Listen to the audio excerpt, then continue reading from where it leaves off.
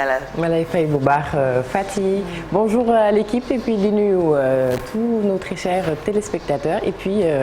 j'oublie pas les internautes bien évidemment. Très bien. Donc ñu dem ci météo du jour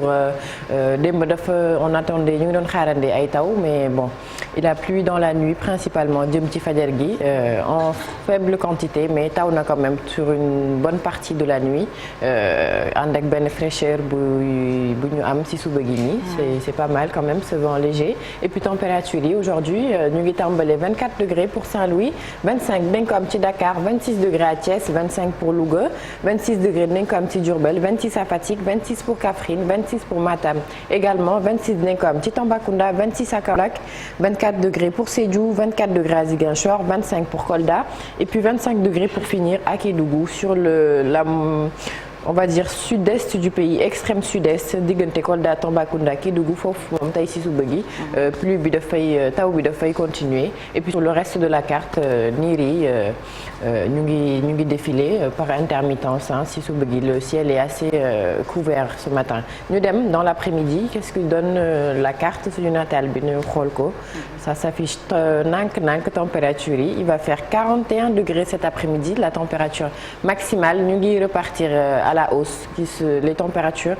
ñu ngi monté waat bu baax 41 pour Matam 39 pour Kaffrine 39 pour Diourbel ainsi que Louga 36 nañ ko am ci Fatick 33 degrés à Thiès 30 pour Dakar 34 à Saint-Louis 36 degrés nañ ko am ci Kaolack 35 à Tambacounda 35 pour Kédougou 36 nañ ko am ci Kolda 35 pour Sédhiou et puis 33 degrés pour Ziguinchor moitié bët saalumu réew mi moom ci après-midi bi toujours c'est des averses on va dire mais bon bëgguma utiliser trop terme averse parce que bon une averse il faut que day jékki-jékki rek taw mais taw bu am doole lay doon qui s'arrête juste après mais là c'est pas le cas c'est des fines pluies qui durent un petit peu longtemps en faible quantité donc non je vais pas dire averse ñu ngi fay xaarandi ay taw on va dire et puis sur la moitié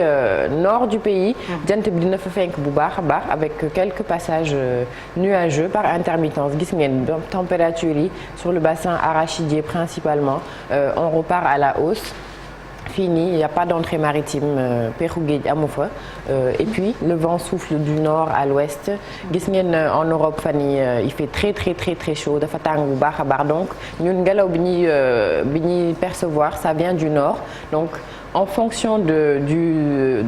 vent bi tàngaay bi am plutôt le vent qui fait ailleurs moom la ñuy recevoir ñun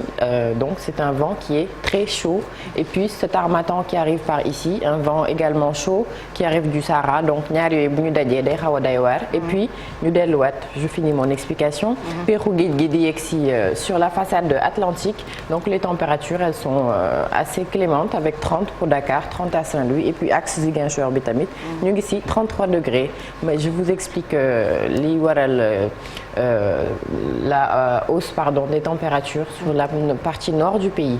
ñu dem ci marée haute bi donc la prochaine pour 16h ngoon et puis marée basse 9h26 dinañ ko am et puis 22h16 minutes fi mu toll nii jën yi activité des poissons elle est dite élevée. C'est en train de se passer entre 7h et 9h et puisqu'il est 7h28 minutes donc du ngeen mën a préparer wu mais je vous le dis quand même l'heure et puis si ñaareelu pàcc bi ma jox leen deuxième heure bi incha allah ngeen bañ a fàtte toujours le gilet de sauvetage le GPS et puis la petite boussole. On regarde le soleil rapidement qui s'est levé à 6h41 et puis le coucher sur 19h41 jant bi moom bougéwul il reste sur ces mêmes plages horaires depuis le début de la semaine donc ma dellu si kanam ñu gën a yaatal xibaaru jaww ji et puis ma bàyyi Marcel il est prêt et puis il arrive ñu ngi yegsi à tout à l'heure 9h05 9h06 yooyu Oumy Samb dina fi teew pour gën a faram-fàccewaat météo bi léegi ñu dalal Marcel Farba Maroun ci un jour une actu